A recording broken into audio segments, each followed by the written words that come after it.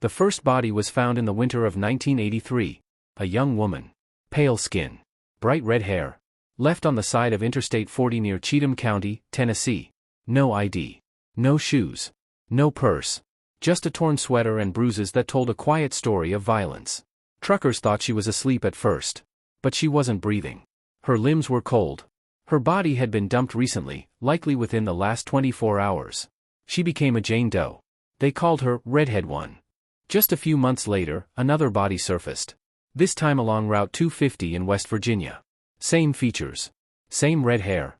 Same signs of abuse and abandonment. And then another. And another. By the end of 1985, 6 women had been found dead across multiple southern states: Kentucky, Arkansas, Pennsylvania, West Virginia, Tennessee. All shared 2 eerie traits. 1. They were red-haired women, aged 20 to 40. 2. They were all dumped near major highways, far from where they might have lived. Local departments treated the deaths separately at first. Some were ruled overdoses. Others, assaults gone wrong. The women were nameless. Forgotten. Buried quietly. But then a pattern started to emerge. Someone was moving. Killing. Disposing. And he had a type. It wasn't until 1985 that law enforcement began to connect the dots. A newly assigned Tennessee State Trooper, Lieutenant Tommy Thompson, was the first to say it out loud. These aren't separate crimes. This is one man. One killer.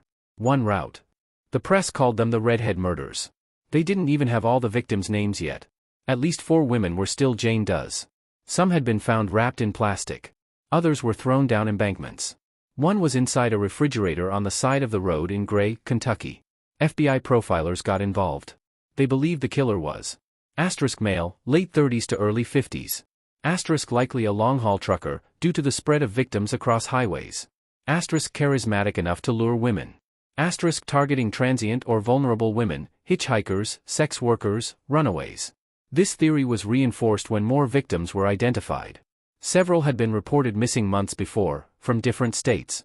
One was last seen accepting a ride at a truck stop in Arkansas. Another was fleeing domestic abuse.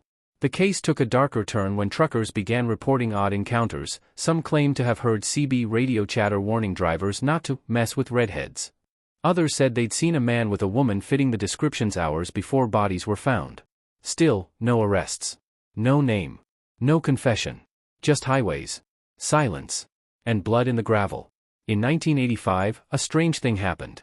A letter was sent to a Tennessee newspaper. It was handwritten, messy, and chilling. The writer claimed to be the killer. He said he was a truck driver, and the women were all evil and throwaway people who wouldn't be missed. He referred to them as vermin on the roadside. He called himself the Prophet. The letter was never verified, and no fingerprints could be pulled.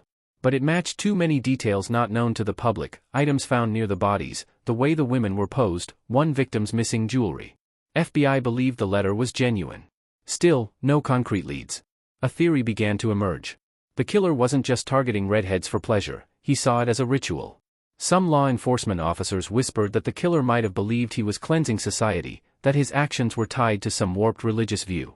Others believed the red hair was symbolic, either tied to someone he once loved, or someone he hated. Over the years, dozens of truckers were questioned. A few were arrested for other crimes. Some confessions even came forward. But none matched the forensic evidence. One suspect, Jerry Leon Johns, came closest. He had been arrested in Tennessee in 1985 for trying to strangle a red-haired woman, whom he left for dead. She survived.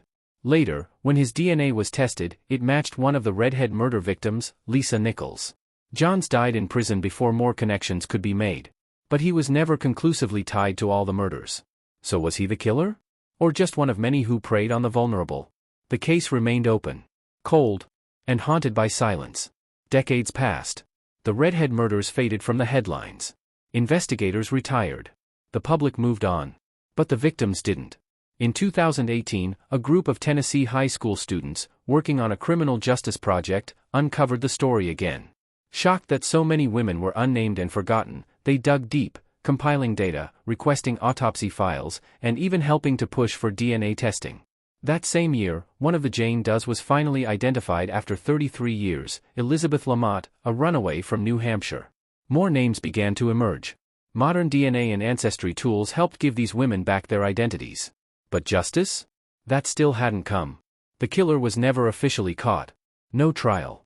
No confession. Just empty highways. Forgotten rest stops. And a name that still chills people across the South. The Redhead Killer. Was it one man? A network? A coincidence? Or worse, a pattern that never ended? Some believe he's still out there. Others say he died long ago. But the fact remains, between 1980 and 1985, someone hunted red-haired women across the southern highways of America, killing them quietly and vanishing into the dark like smoke. And no one stopped him. Not then. Not now.